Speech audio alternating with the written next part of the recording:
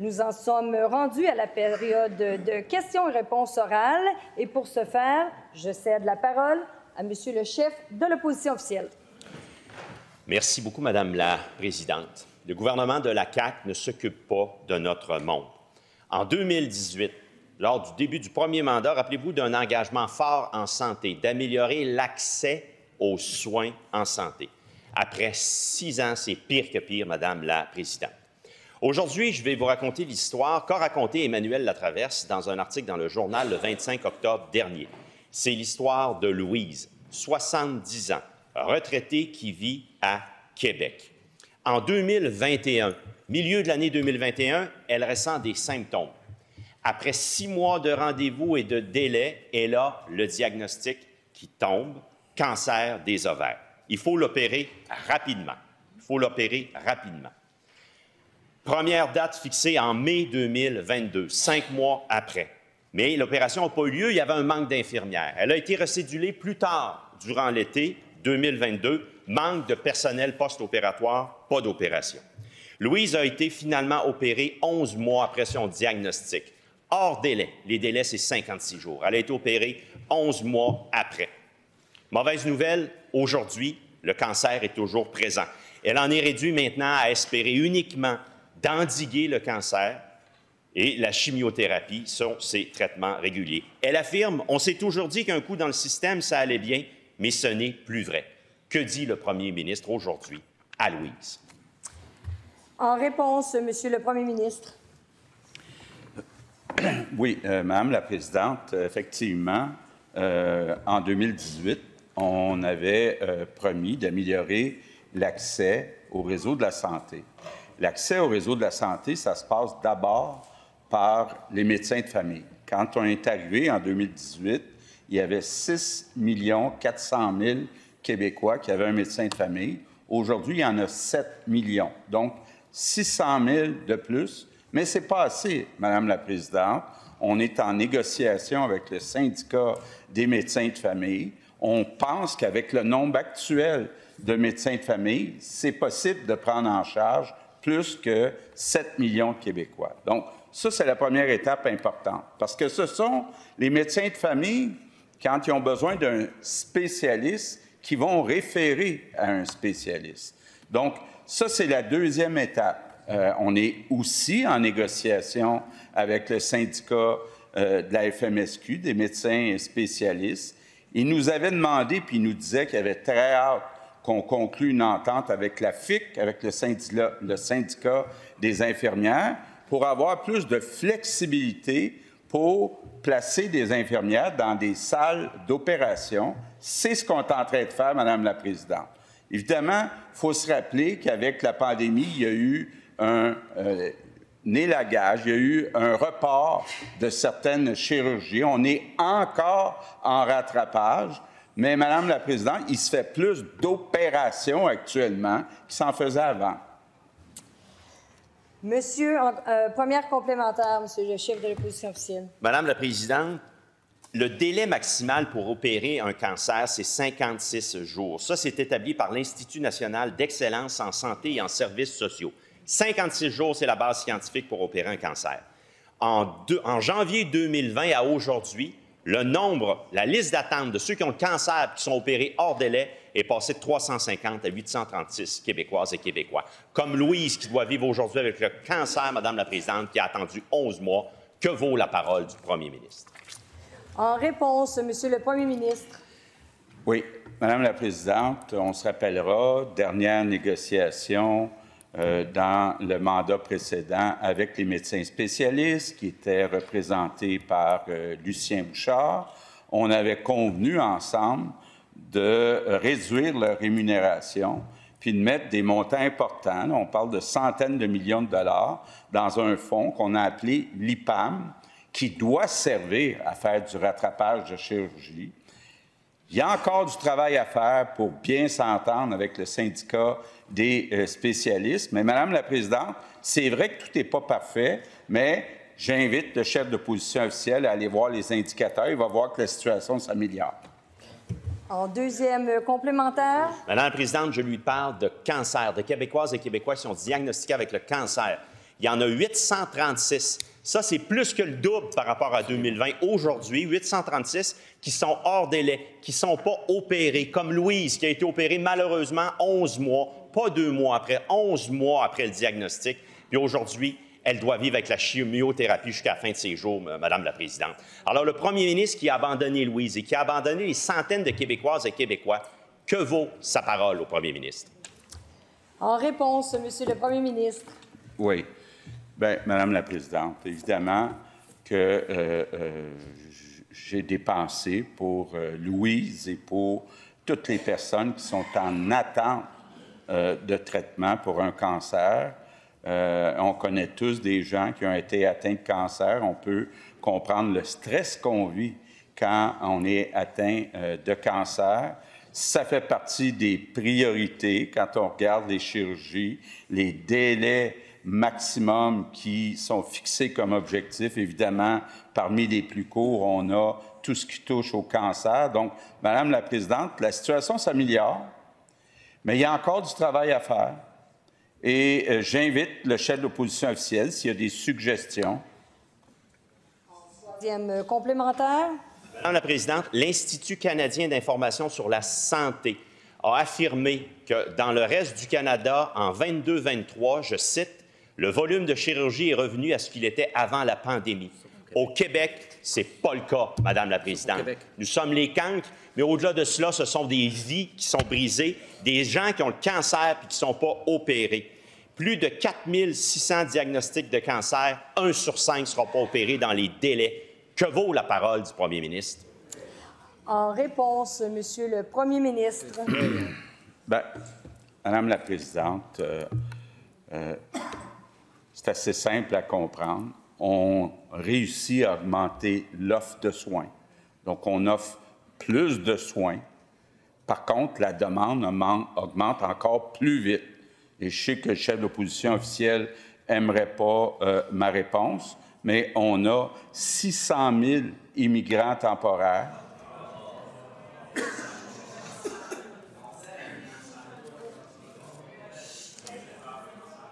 Oui. Tu penses qu'ils n'ont pas le cancer, là? Oui, Madame la Présidente, oui, parmi les 600 000 immigrants temporaires, il y en a malheureusement qui ont le cancer, qui ont besoin. S'il vous plaît, je vous demanderai de garder le silence. Lorsque M. le Premier ministre a la parole, je veux entendre M. le Premier ministre. Alors, nous allons poursuivre. En principal, Monsieur le député de Pontiac.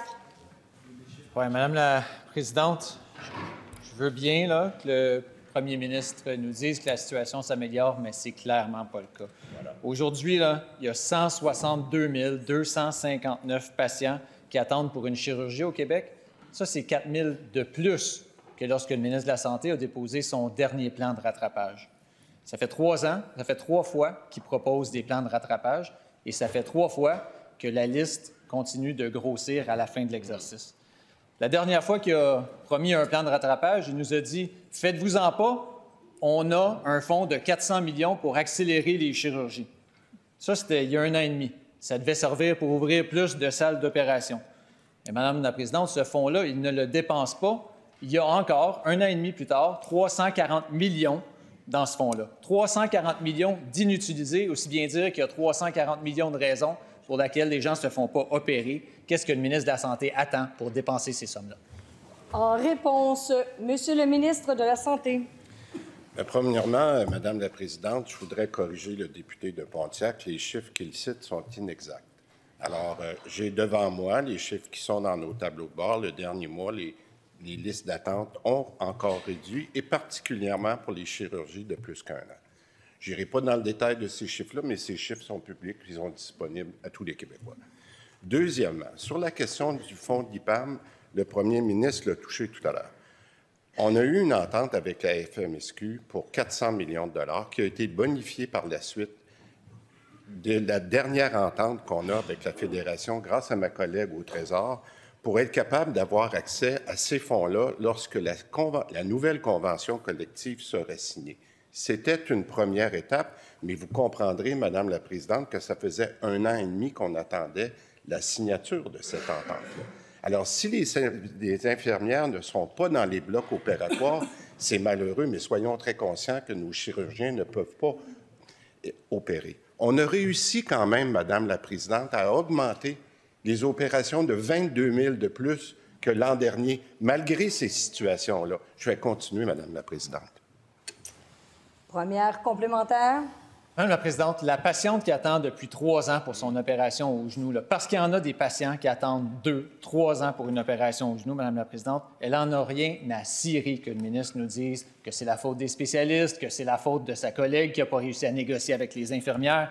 Elle veut juste savoir quand est-ce qu'elle va pouvoir jouer avec ses petits-enfants, comme le ministre de la Santé lui a promis quand il lui a dit qu'il réduirait les listes d'attente. C'est lui, le gestionnaire, qui est en charge. Quand est-ce qu'il va l'utiliser, son 400 millions? En réponse. Bien, Madame la Présidente, ce n'est pas une question d'avoir des excuses, c'est de faire face à la réalité. Je pense que les Québécois sont conscients que tout le monde fait son possible. Les médecins spécialistes veulent opérer, mais si on n'a personne dans nos salles d'attente, on ne peut pas opérer. Alors, on a réussi, pendant la pandémie, grâce aux cliniques privées, d'être capable de faire 260 000 opérations. C'est des gens qui n'auraient pas pu se faire opérer pendant la pandémie. Alors, Madame la Présidente, je pense que tout le monde fait des efforts. Maintenant, deuxièmement, je reviens, puis je n'ai pas complété mon point sur le 400 millions de disponibles. Encore une fois, ce n'est pas une question d'avoir une excuse. J'ai parlé encore une fois la semaine dernière avec le docteur Oliva. J'ai dit, peux-tu m'assurer avec vous que lorsque les infirmières vont être en place, vous allez être capable d'être là? Il m'a dit oui. J'espère que ça sera le cas. Deuxième complémentaire. Personne dans les salles d'attente. Il y a 160 000 patients dans les salles d'attente du Québec qui attendent juste ça, un appel pour leur opération. Alors, en mars, lors des crédits, le ministre de la Santé nous disait on n'a presque rien dépensé encore, mais les spécialistes, eux, ils ont fait leur bout de chemin. Maintenant, il faut que les équipes du ministère fassent leur travail. Quand est-ce que les équipes de son ministère, quand est-ce que ce ministre-là, quand est-ce que ces équipes vont faire le travail pour que les gens puissent se faire opérer une fois pour toutes? En réponse, Monsieur le ministre. On commence à corriger les chiffres. On a beaucoup d'empathie pour les personnes qui sont là. On se comprend. On a plusieurs facteurs. C'est ce que je disais, Madame la Présidente. Il y a plusieurs facteurs qui font que, malheureusement, malgré les efforts de chacun, puis je veux saluer le personnel, là. Le personnel, puis je pense aux chirurgiens, ils ont quand même fait dans des conditions difficiles où il nous manque d'infirmières. 22 000 chirurgies de plus qu'à la même période l'an dernier. C'est pas rien, ça, Madame la Présidente. Alors, c'est pas parce que les gens font pas d'efforts. Est-ce qu'on est satisfait de où on est rendu? La réponse, c'est non. Mais je vous dis, Madame la Présidente, tout le monde dans le réseau fait un effort. En principal, Monsieur le député de Pontiac. Le ministre de la Santé, là, il y a 60 milliards à sa disposition. Mais à Thetford Mines, il a diminué la capacité de l'hôpital du tiers. Il y a 60 milliards à sa disposition, mais la semaine dernière, c'était un gardien de sécurité qui faisait le triage à l'hôpital de Thetford Mines. Le ministre a 60 milliards à sa disposition. Mais à Charlevoix, il y a une unité d'obstétrique qui ferme constamment, comme en Haute-Gaspésie, comme c'est le cas chez nous, de façon permanente dans le Pontiac.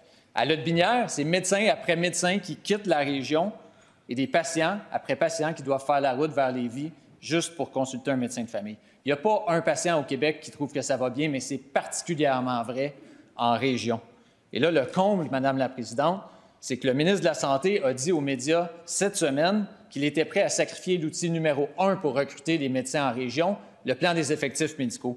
Ce gouvernement-là nous avait dit que ce serait un gouvernement des régions. Comment il peut encore dire ça aujourd'hui? En réponse, Monsieur le ministre de la Santé. Bien, Madame la Présidente, il faut faire attention aux mots, là, mais le député de Pontiac fait un amalgame de mots dans la même phrase qui est complètement décousu. Moi, ce que j'ai dit, puis vous regarderez un communiqué de presse que j'ai fait il y a quelques semaines, j'ai dit pour la question des prêmes, pour la question de savoir comment un étudiant qui sort et qui veut aller pratiquer dans la région, on a mis un groupe de travail qui va faire son rapport au début de janvier, puis qui va nous dire comment on peut faire pour s'améliorer. On n'a aucune intention de pouvoir canceller quoi que ce soit. Je pense que c'est de faire un faux amalgame de ce que j'ai dit et écrit qu'on était là, Madame la Présidente. Alors, je veux juste qu'on précise les choses, qu'on dise les choses comme elles sont, et je crois qu'on a, Madame la Présidente, des gens qui veulent travailler en région. C'est à nous de leur donner les conditions pour qu'ils puissent vouloir travailler en région. Attention à vos propos, aux amalgames, alors soyez prudents. Première complémentaire, Monsieur le député de Pontiac. Oui, le problème, c'est que le ministre de la Santé, il change d'idée comme il change de chemise. Hein? Il en voulait tellement du privé, là, il n'en veut plus. Il y a quelques semaines, il sortait un communiqué pour nous dire « Ah, les prêmes, il faut aller jouer là-dedans. » En fin de semaine, vous aurez une obligation de pratique au Québec, mais vous pourrez le faire où vous voulez. Ça, c'est le ministre de la Santé. Madame la Présidente, moi, je suis un député de région ici, là, puis je le sais à quel point c'est difficile de recruter un médecin à Fort-Coulonge. Je suis sûr que c'est la même chose à Sainte-Anne-des-Monts ou à La Sarre. Est-ce qu'il peut nous garantir qu'il ne sacrifiera pas les médecins en région dans sa négociation? En réponse. Madame la Présidente, je vais le redire. S'il y a quelqu'un en face dans le gouvernement libéral qui n'a pas vu venir le vieillissement de la population, puis que gelé l'embauche, Madame la Présidente, je vais le dire très doucement, que gelé l'embauche des médecins pendant des années. Et nous, quand on est arrivé au gouvernement, on a fait passer l'embauche des médecins de 800 à 1200. Alors, Madame la Présidente, je ne viendrai pas prendre de leçons du gouvernement libéral sur la préparation des médecins dans le réseau de la santé. Merci beaucoup. Deuxième complémentaire. Quand le ministre a déposé une réforme sur les agences de placement des infirmières, c'est une bonne idée, mais le ministre a tourné les coins ronds. Et qui en a fait les frais? C'est les patients sur la Côte-Nord. Là, il nous présente une réforme sur les médecins, mais il ne peut pas faire la même chose avec les médecins. Il ne peut pas leur dire « je vous force à aller au public », mais inquiétez-vous pas, en contrepartie, il n'y aura plus d'obligation d'aller en région. Les patients des régions méritent mieux que de faire les frais d'une négociation de la part du ministre de la Santé. Est-ce qu'il peut leur garantir cet accès-là qu'ils ont besoin en région? En réponse, Monsieur le ministre. C'est pas Madame la Présidente m'avait dit que je ne peux pas faire le choix du mot amalgame. Je ne sais pas quoi utiliser, là. Parce que, je vais vous dire franchement, on n'a jamais pris cette position-là qu'on voulait changer ces choses-là. Alors, monsieur le député de Pontiac, il peut bien vouloir le faire, Madame la Présidente. J'ai dit clairement dans un communiqué qu'on voulait revoir ça avec un groupe d'experts, avec les DRMG. Je leur ai demandé de regarder au mois de janvier s'ils pouvaient faire ce rapport-là pour les prêmes qui seront donnés en septembre 2025. Ça ne peut pas être plus clair que ça, Madame la Présidente. Alors, si le député décide d'aller de ce côté-là, c'est son choix. Moi, ce que j'ai demandé, c'est aux experts de nous aider, comme on le fait pour le privé, comme on le fait pour la prévention, de se faire aider pour avoir des politiques. Merci. En principal, Monsieur le chef du deuxième groupe d'opposition. Merci, Madame la Présidente.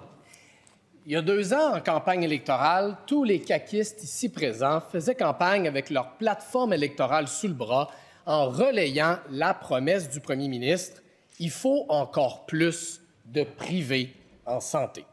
C'était la promesse phare de leur plateforme électorale en santé. Je cite « Un rôle accru pour le privé, construire des mini-hôpitaux privés, privé, privé, privé ». À Québec solidaire, on a passé 2 ans à essayer de leur faire comprendre que ça ne peut pas marcher, que si on laisse le privé aspirer toutes les ressources, bien, notre réseau public, là, il ne va jamais marcher. Qu'est-ce que le premier ministre nous répondait? Vous êtes des dogmatiques à Québec solidaire. Vous êtes pour le statu quo, vous êtes contre l'innovation. Hey, ça a mal vieilli, hein, Madame la Présidente? Ce matin, revirement total, virage à 180 degrés du ministre de la Santé. Le parti qui voulait encore plus de privé en santé nous dit maintenant on en veut moins du privé en santé, on veut, je le cite, se sevrer du privé. Quel revirement spectaculaire! C'est comme si les libéraux se mettaient à militer pour l'indépendance du Québec. Maintenant que le premier ministre a changé de position, est-ce qu'il peut nous confirmer que ça signe l'arrêt de mort de son projet de mini-hôpitaux privés? En réponse, Monsieur le Premier ministre. Oui. Madame la Présidente, on a effectivement 2 partis qui sont complètement à l'opposé. Un parti dogmatique, qui est Québec solidaire, puis un parti pragmatique, qui est la CAQ. Nous, on pense de notre côté que parfois, c'est plus efficace le privé, parfois, c'est moins efficace le privé. On choisit de façon pragmatique ce qui est le mieux pour les Québécois. Je vous donne quelques exemples, Madame la Présidente. Il y a beaucoup de médecins de famille qui pratiquent dans des cliniques privées. Je croirais même, là, pas me tromper en disant qu'il y a sûrement quelques députés, à moins qu'ils soient vraiment dogmatiques, qui ont un médecin de famille dans une clinique privée. Je vous donne un deuxième exemple. Madame la Présidente, pendant la pandémie, on a regroupé des chirurgies au privé pour être plus efficace. C'est plus efficace que dans un hôpital où c'est mélangé avec toutes sortes d'urgences. Puis on va continuer de le faire, puis peut-être dans certains cas de le faire davantage. Par contre, prenons les agences de privé, les agences privées pour les infirmières. Ça coûte très cher. Madame la Présidente, c'est une des grandes fiertés du ministre de la Santé. Depuis un an, on a réduit le recours aux agences privées de santé de 50 50 Donc, j'espère que le chef de Québec solidaire va se lever puis dire « Bien, parfois, le gouvernement fait des bons coups, au lieu de tout le temps chialer. » Première complémentaire.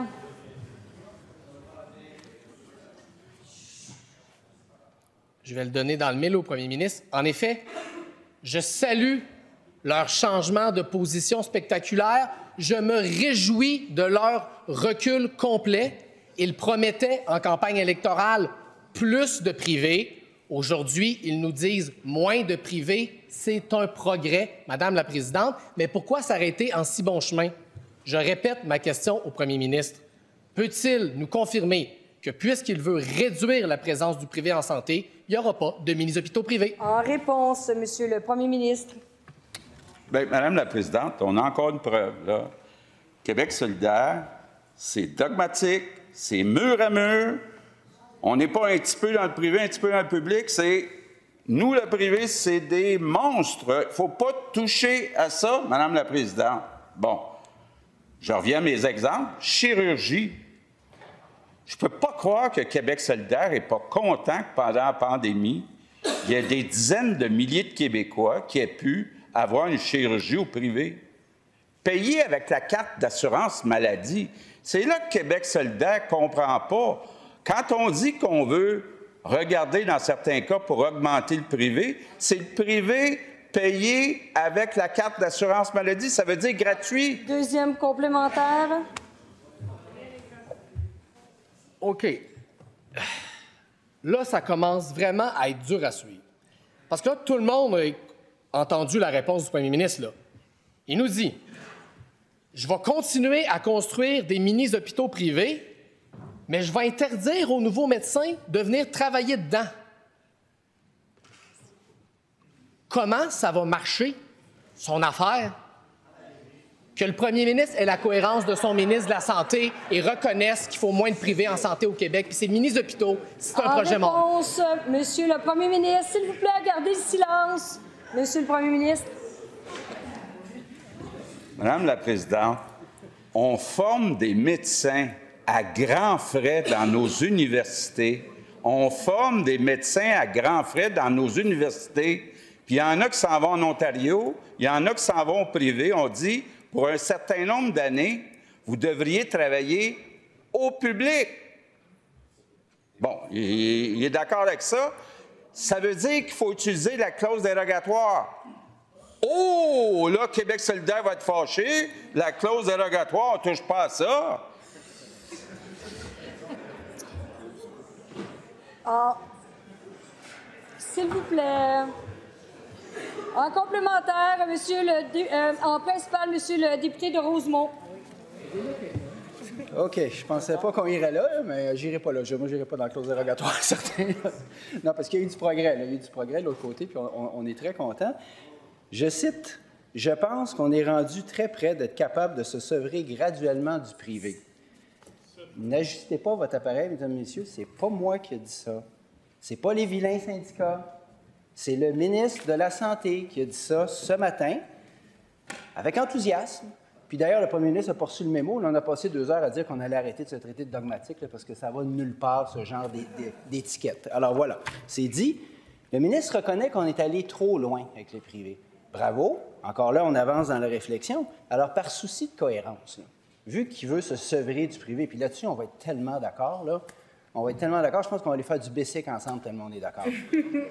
Par souci de cohérence, là, est-ce qu'il peut cesser d'émettre des permis pour des nouvelles cliniques privées? puisque de toute façon, il veut s'en sevrer. En réponse, Monsieur le ministre de la Santé. Bien, écoutez, je pense qu'on n'a pas entendu la même interpellation ce matin, Madame la Présidente.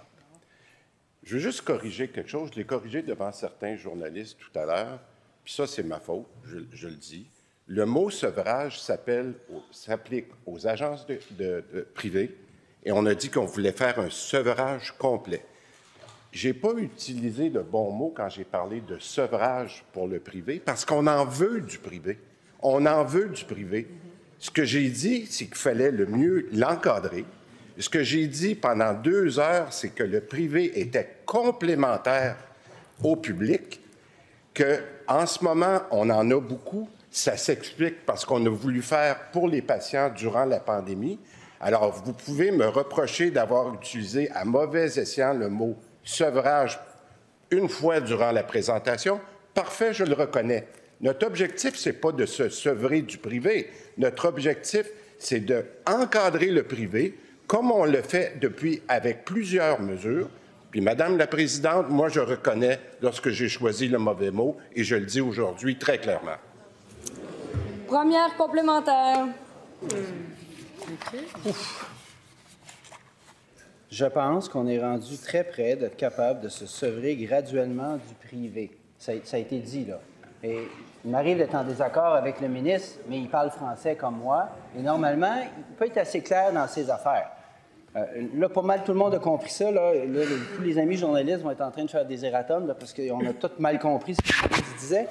Je suis un peu flabbergasté. Là. Est-ce que le ministre peut vraiment nous expliquer ce qu'il voulait dire ce matin? En réponse, Monsieur le ministre. Écoutez, Madame la Présidente, là, je vais être très clair. Là, je viens de vous dire, dans le cas des agences privées, c'était le bon terme. On veut s'affranchir complètement des agences. On a un programme sur 3 ans. Le mot sevrage ne s'appliquait pas au privé. J'ai fait cette erreur-là ce matin. Je la corrige. Vous pouvez dire que c'est un recul. Vous pouvez dire tout ce que vous voulez. Pas de problème. Moi, je sais ce que j'ai dit. Je sais que je l'ai corrigé. Et je sais que notre principe, c'est que le privé soit complémentaire au public. Puis on est en train de faire la transition parce que c'est ça que les Québécois ont besoin, c'est d'être servis quand ils en ont besoin. Merci, Madame la Présidente. En deuxième complémentaire. Bon, tout le monde a le droit de se tromper, mais on va s'entendre ici que l'erreur est assez spectaculaire, là. Le titre de l'interpellation, c'était sur le privé en santé, pas sur la fin des agences. Ça fait 2 ans qu'on a eu ce débat-là. Il faudrait se mettre à jour, là. On l'a eu, ce débat-là. Puis effectivement, vous allez dans le bon sens là-dessus. Je vous invite à aller dans le bon sens de ce que vous avez dit ce matin. Effectivement, qu'on se sèvre du privé, parce qu'il est en train de liquider nos ressources humaines dans notre réseau public. Alors, vous en voulez plus ou moins du privé? Expliquez-moi, là, je vous suis pas. En réponse. Ce que je trouve intéressant, Madame la Présidente, puis quand le député dit qu'il ne me suit pas, on a 3-4 mois pour en parler. Parce que ce qui est beau de ce qui a été annoncé dans les derniers jours, c'est que ça va susciter, puis je le vois déjà, ça va susciter un très beau débat public. On a eu un moment très difficile avec la pandémie.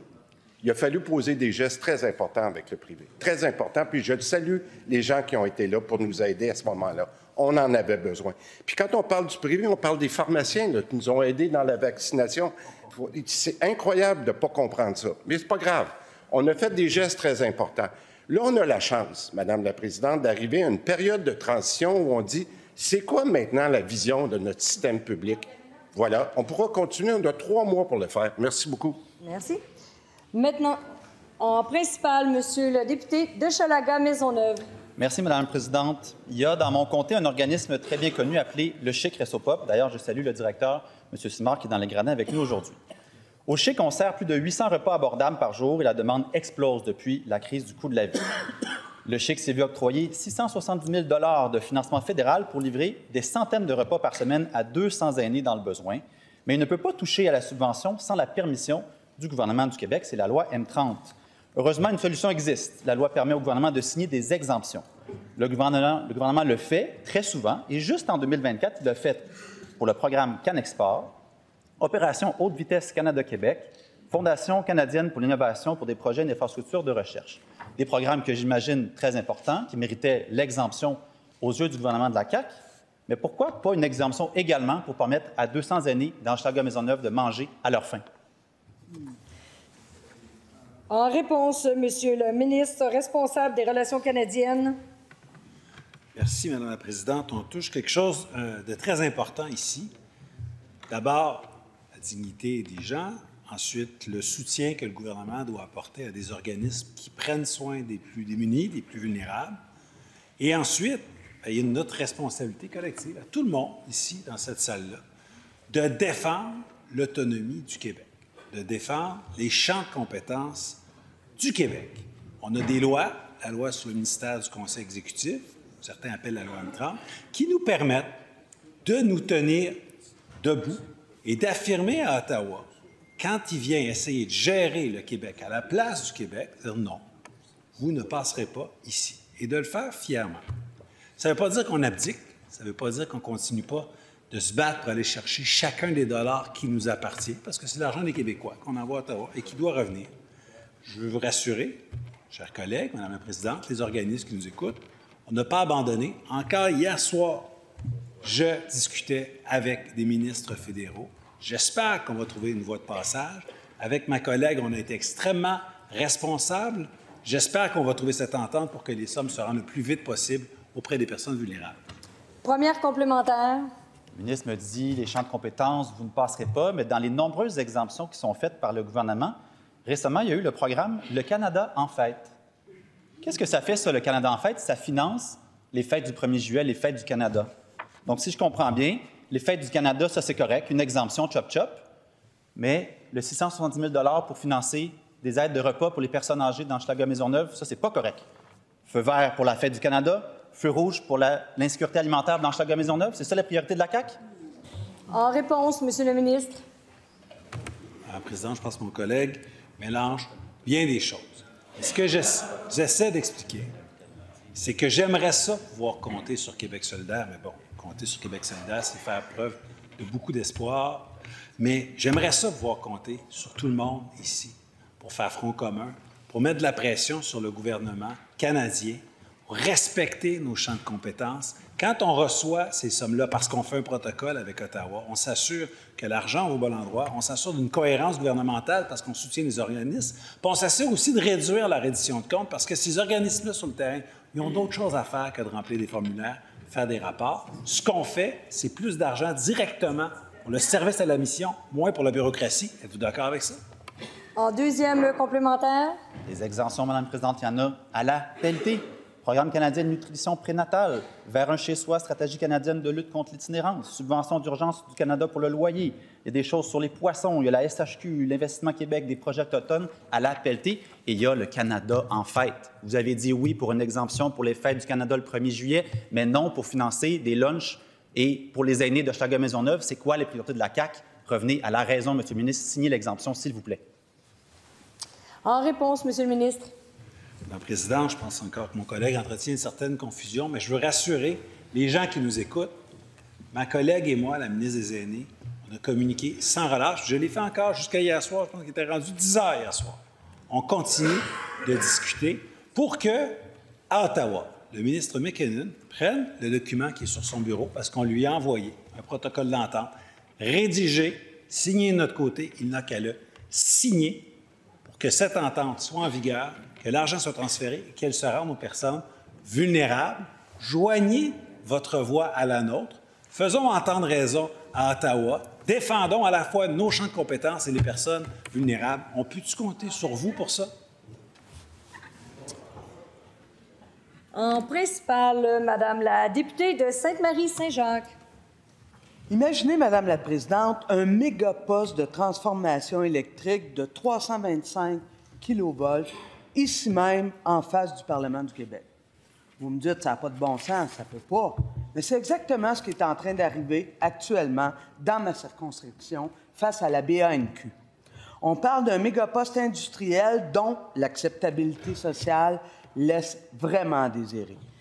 Bien sûr que la transition énergétique, on en a besoin. On s'entend. Ça fait 7 ans que ça se négocie dans l'ombre et nous voilà devant presque un fait accompli.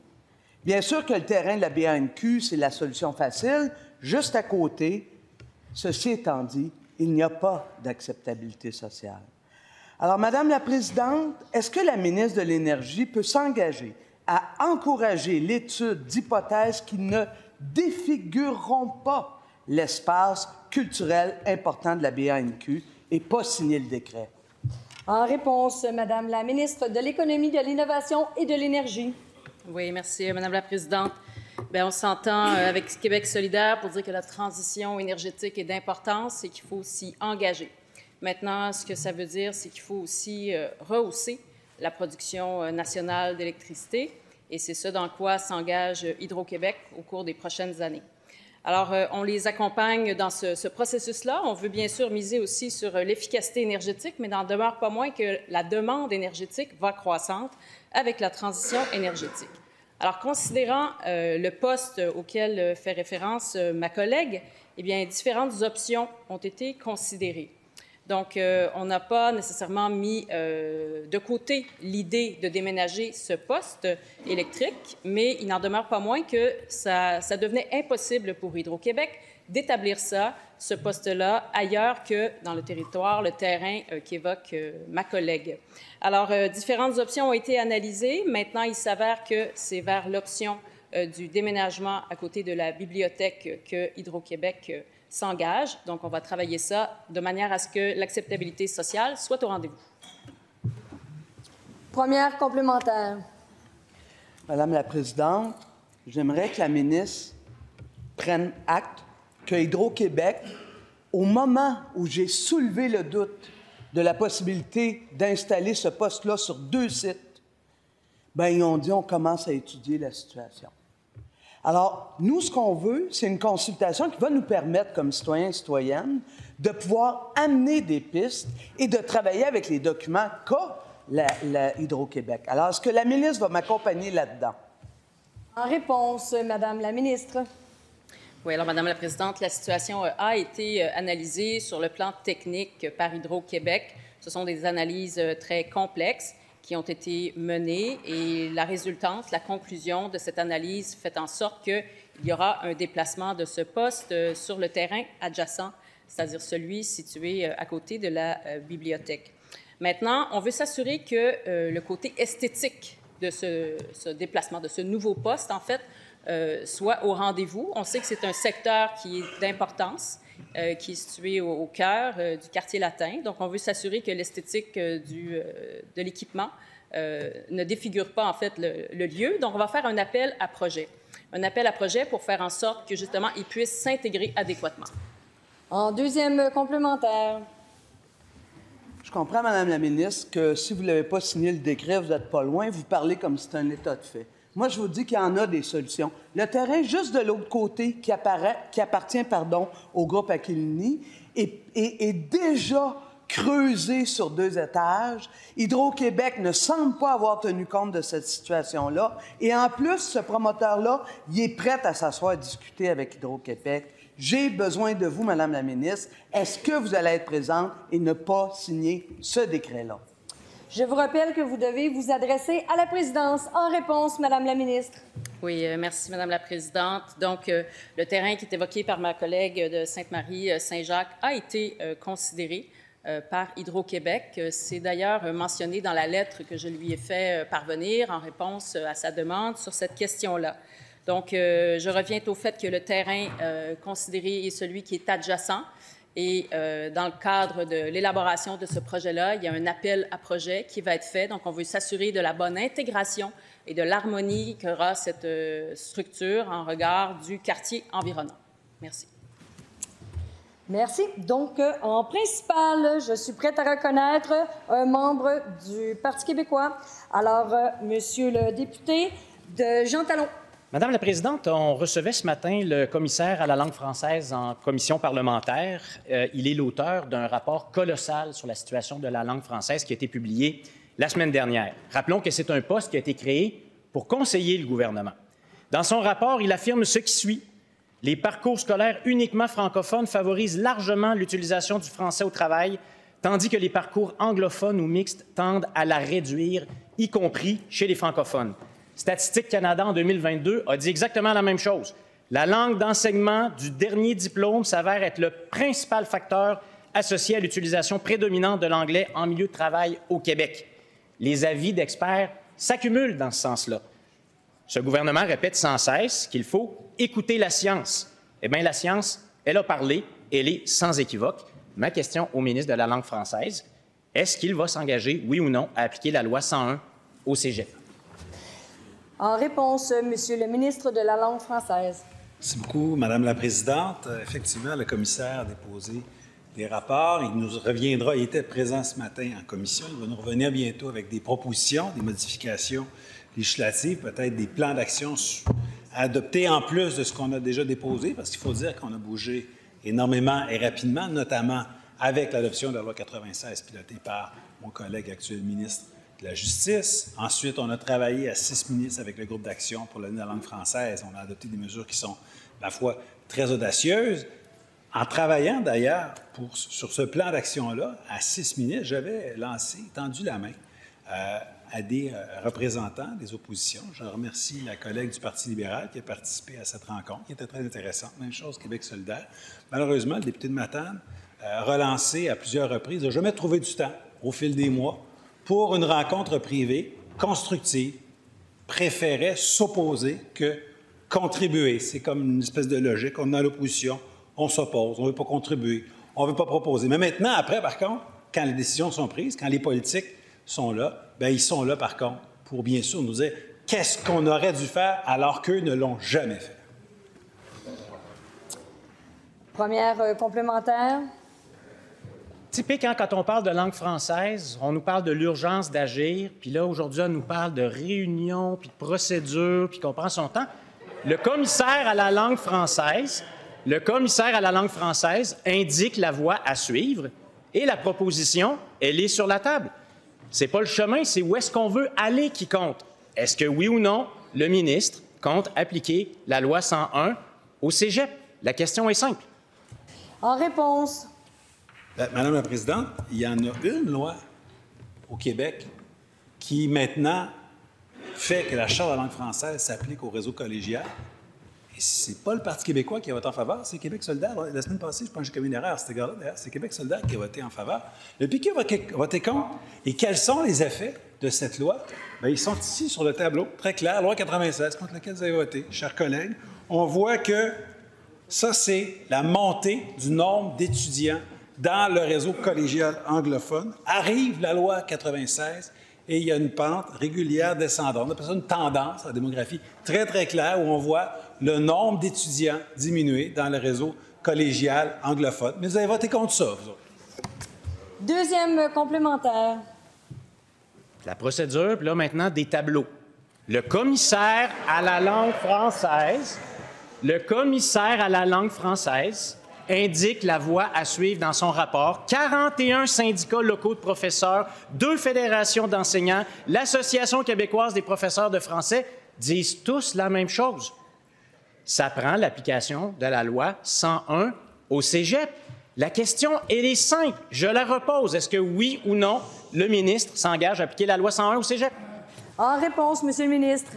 Bien, Madame la Présidente, je vais vous présenter l'autre côté de ça. Ici, on voit ce qui s'est passé dans le réseau anglophone. Et ça montait, ça descend. L'autre côté, regardez, une courbe qui est inversée. Quand on dit qu'il faut inverser le déclin de la langue française, c'est ça qu'on a fait dans le réseau collégial. Donc ça, c'était le pourcentage d'étudiants francophones, en bleu, hein, dans le réseau, dans les cégeps. Et maintenant, ça augmente dans nos cégeps francophones. La tendance est à l'autre. Mais vous avez voté contre ça, vous. C'est particulier de toujours dire que les gens qui en font plus que nous en font moins, mais ça vous appartient au Parti québécois. C'est comme ça. En principal, Madame la députée de Darcy-McGee. Merci, Madame la Présidente. La semaine dernière, la publication de chiffres dans un rapport de la SPVM sur le bilan de la criminalité à proximité de la maison Benoît Labre démontre clairement que les craintes des parents des élèves de l'école primaire Victor Rousselot ont eu raison. Augmentation de 1800 % des appels liés aux voies de fait et aux bagarres. Augmentation de 800 % des méfaits. Augmentation de 93 % des crimes contre la personne. Une femme a été poignardée tout près de l'établissement. En nous, le ministre des Services sociaux a enfin réalisé qu'il devait demander la relocalisation du centre de jour de la maison Benoît-Labre. Madame la Présidente, le ministre des Services sociaux a finalement admis en nous qu'il s'inquiète de la situation, mais on ne voit aucun avancement. Ça donne quoi que le ministre soit inquiet s'il ne fait rien? On demande au ministre d'agir plutôt que uniquement s'inquiéter. En réponse, Monsieur le ministre responsable des Services sociaux. Merci beaucoup, Madame la Présidente. Je remercie la députée Darcy McGee de sa question qui va me permettre de dire tout ce qu'on a fait à propos de la maison Benoît-Labre. Il faut noter que le rapport termine au mois de juillet, qui était dans les journaux. Et nous, on s'est assis avec le comité citoyen, le député de Saint-Henri-Sainte-Anne et la maison Benoît-Labre, l'école Victor Rousselot, pour augmenter de façon significative, les travailleurs de rue autour de la maison Benoît-Labre, 2, les interventions à l'entrée et à la sortie de l'école pour rendre l'école sécuritaire, et 3, l'atteinte au niveau du quartier au complet pour sécuriser tout le sud-ouest, Madame la Présidente. Et depuis qu'on a fait ça, on voit que les plaintes ont diminué, Madame la Présidente. Maintenant, ce qu'on veut, c'est sortir le centre de consommation supervisée qui est à côté de l'école. Ça, j'en conviens. Il faut faire ça de façon intelligente. Au Québec, on a besoin d'une politique claire pour sortir les toxicomanes de la rue. Et ça, Madame la Présidente, on l'a fait pour la santé mentale. On va le faire pour la toxicomanie en temps et lieu, dès qu'on pourra, Madame la Présidente. Donc, cela met fin à la période de questions et de réponses orales.